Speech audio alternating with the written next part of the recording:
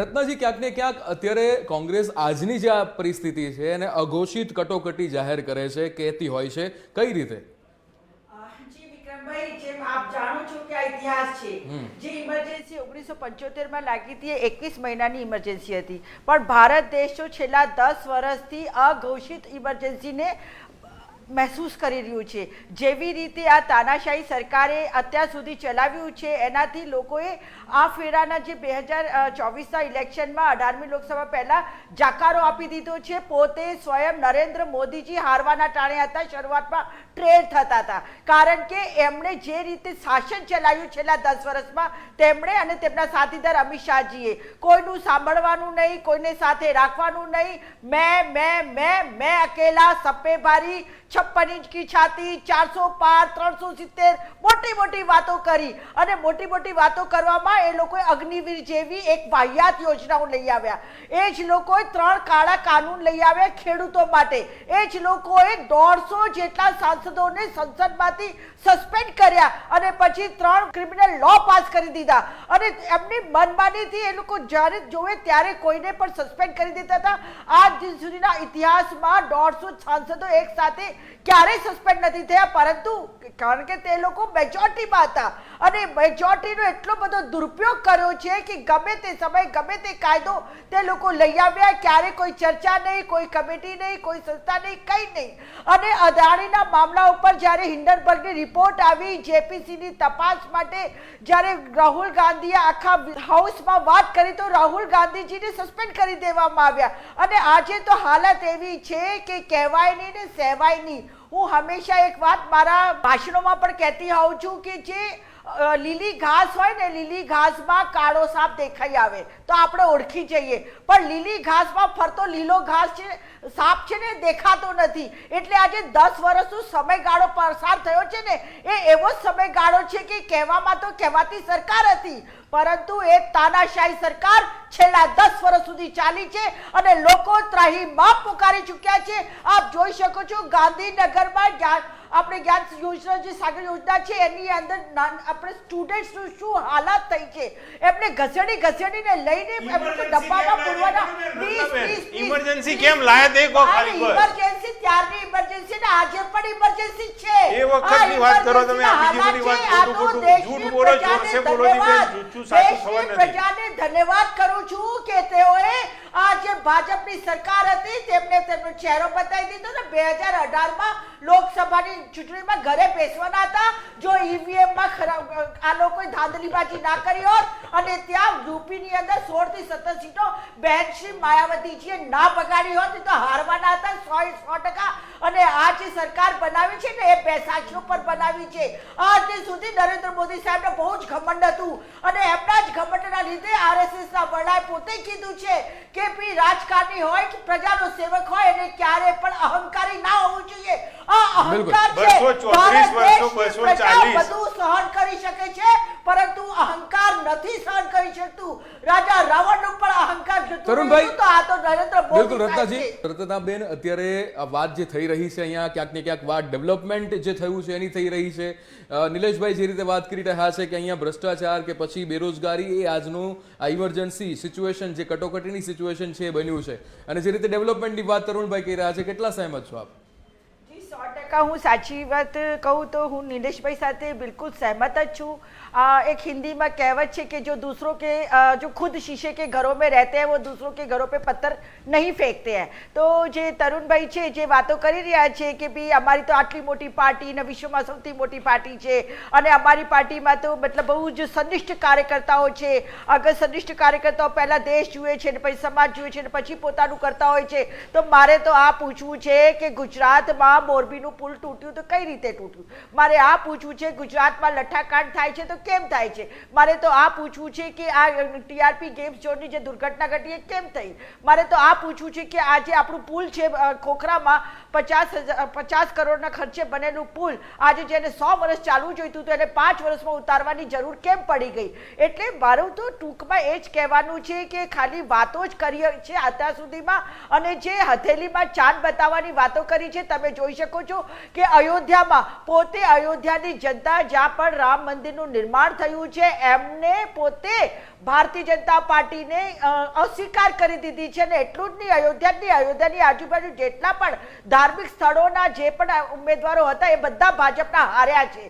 તો કહેવાનો મતલબ એ છે કે જે ભાજપનું કામ ફક્ત ને ફક્ત લડાવવાનું છે અને હિન્દુ મુસ્લિમ કરીને ગમે તે રીતે પોતાની સીટ બચાવવાનું છે ને સીટ જીતવાનું છે, પરંતુ ખરે અર્થોમાં પ્રજાના કામોમાં એમને કોઈ રસ નથી હોતું. તમે પ્રજાના કામોમાં જાઓ, દરેક ખાતામાં જ્યાં સુધી તમે હરી નોટો ના બતાવો ત્યાં સુધી તમારું કામ એક ટેબલથી બીજે ટેબલ આગળ વધતું જ નથી. પછી એ રેવન્યુ ખાતું હોય, પોલીસ ખાતું હોય કે ગમે તે ખાતું હોય, તમારે ભ્રષ્ટાચારથી એટલી ખદબદી ગઈ છે આ સરકાર અને ગુજરાત કે જ્યાં આપણે ભ્રષ્ટાચાર કર્યા વગર એક ડગલું પણ આગળ વધી શકતા નથી. એટલું બધું અહીંયા તકલીફ છે.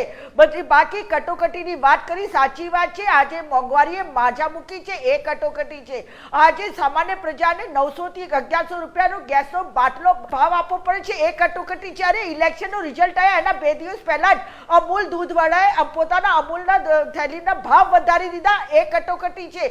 હવે તમારા જીએસટી સ્કૂલના ચોપડા તરુણભાઈ, હવે પેન્સિલ જાય છે એ કટોકટી છે. બિલકુલ તરુણ. રત્નાજી, અહીંયા ક્યાંક ને ક્યાંક વાત એ પણ થઈ રહી છે કે જે રીતે આજે અલગ અલગ મુદ્દાઓ, અલગ અલગ જે રીતે ક્યાંક ને ક્યાંક એમની યોજનાઓ જે છે એ આપવામાં આવતી હોય છે, પણ એ યોજનાઓ સામાન્ય નાગરિકો સુધી પહોંચતી જ નથી. માત્ર એ વાતો હોય છે અથવા જે રીતે નિલેશભાઈ કહી રહ્યા છે કે માત્ર એ કન્ફ્યુઝ કરવાની વાત છે. જે ભારતીય જનતા પાર્ટીએ આજ દિન સુધીની યોજનાઓ લાવી, જેમ જ્ઞાનસાગર યોજના છે, સૌથી પહેલા તો હું એની જ વાત કરું. 11 મહિનાનું કરાર લાવી છે. હવે એક ટીચર છે ટેટની પરીક્ષા પાસ કરે છે અને એ લાયકાત ધરાવે છે ટીચર બનવા માટેના, અને પછી એને કહેવામાં આવે છે કે ના બસ હવે તમને તો ખાલી 11 મહિનાના કોન્ટ્રાક્ટ ઉપર જ લેવાશે. અને 11 મહિનાના કોન્ટ્રાક્ટ પછી ત્યાંના સ્થાનિક આગેવાનો હોય કે સરપંચ હોય કે એમના ભરોસે એમને રહેવાનું. પછી ત્યાં એમને અહીંયા સુધી છે કે ભાઈ એ લોકો લાંચ આપવાની કે ભાઈ અમને 11 મહિનાનો કોન્ટ્રાક્ટ હજી એક્સટેન્ડ કરી આપો. તો આવી બધી વાહિયાત યોજનાઓ આ ભારતીય જનતા પાર્ટીએ લઈ આવી. પછી મેં અગાઉ વાત કરી એમ અગ્નિવીરની યોજના. હવે અગ્નિવીરની યોજના ફક્ત 4 વર્ષ માટે તમારે એક જવાન જો છોકરો 4 વર્ષે રિટાયર થઈ જાય અને એના માતા પિતા કદાચ નોકરી કરતા હોય તો આ તો કેવી યોજનાઓ છે. અને આ યોજનામાં એને કોઈ પણ સૈનિક તરીકેનો કોઈ પણ અધિકાર નહીં અને એને શહીદ તરીકેનો કોઈ પણ અધિકાર નહીં, એને એક્સ આર્મી મેન તરીકેનો કોઈ પણ અધિકાર નહીં. તો પછી એ અમારો સૈનિક કેવી રીતે બોર્ડર ઉપર દેશની રક્ષા કરવા માટે ઝઝૂમશે? કારણ કે એને ખબર છે કે અગર જો કાલે મારી મોત પણ થઈ જાય તો હું તો શહીદનો મને દરજ્જો પણ નથી મળવાનો. તો આવી વાહિયાત યોજનાઓ. પછી કોન્ટ્રાક્ટ આઉટસોર્સિસથી બધું લેવામાં આવે છે. આજે ડોક્ટર, એન્જિનિયર, ટેકનિશિયન બધા જ લોકો આઉટસોર્સિસથી લેવામાં આવે છે અને કહેવામાં શું આવે છે કે સરકાર ઉપર ભારણ પડે છે. અરે હું એમ કહું છું, સરકાર ઉપર જ્યારે હજારો કરોડો રૂપિયા લોકો ગબન કરીને આ નીરવ મોદી અને વિજય માલ્યા જેવા લોકો કરોડો રૂપિયા પ્રજાના ગબન કરીને વિદેશો ભાગી જાય છે તો એ ભારત નથી દેખાતું, એ ખબર નથી પડતી. જ્યારે નરેન્દ્ર મોદી સરકાર પહેલા આવી હતી, અત્યારે તો મોદી સરકાર છે જ નહીં, અત્યારે તો એનડીએ સરકાર છે. પણ જ્યારે નરેન્દ્ર મોદી સરકારે તો બહુ મોટી વાતો કરતા હતા કે અમે નોટબંધી લાયા, નોટબંધી એટલા માટે લાયા કે આતંકવાદ દૂર કરીશું, વિદેશોથી કાળું નાણું પાછું આવશે અને બધો કાળા નાણાંથી અમે 15 લાખ રૂપિયા લોકોને આપીશું. ક્યાં ગયા એવા બધા વાયદા? પછી 2 કરોડ લોકોને નોકરી આપીશું. ક્યાં ગઈ એ બધી 2 કરોડની નોકરી? અરે મોદી સાહેબ તો એ કહે છે કે પકોડે તલ્લો એટલે મતલબ કે બેરોજગારી દૂર. તો આવી વાહિયાત વાતો કરે છે અને એમના જે યોજનાઓ છે એક યોજના એવી નથી.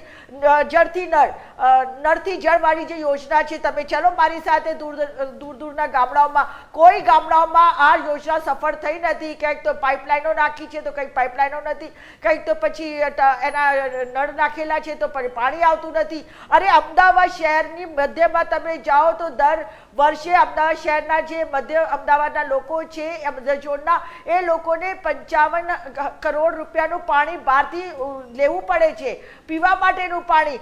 તમે વિસ્તારોમાં, અમારા વિસ્તારમાં જે 50 વિસ્તારો છે ત્યાં 50 વિસ્તારો તમે ગોમતીપુર જાઓ, રખિયાલ જાઓ, અમદપુરા જાઓ, તમે પછી અમરાઈવાડી જાઓ, એ બધા વિસ્તારોમાં જે ઉત્તર ઝોનના વિસ્તારો છે ત્યાં તમે પીવાનું શુદ્ધ પાણી નથી, રોડ રસ્તા નથી, એના ખાડા ખમીચા પડેલા છે. હમણાં એક જ વરસાદ આવશે તો તમારો સીજી રોડ સુધીના, ઇવન આંબાવાડી જેવા રોડ પણ બધા પાણીથી જળબંબાકાર થઈ જશે એવી પરિસ્થિતિ આખા અમદાવાદની નહીં પરંતુ આખા ગુજરાતની છે. બાકી પુલો તૂટવાની જે ઘટનાઓ છે તો આપણે બધે જગ જાહેર છે.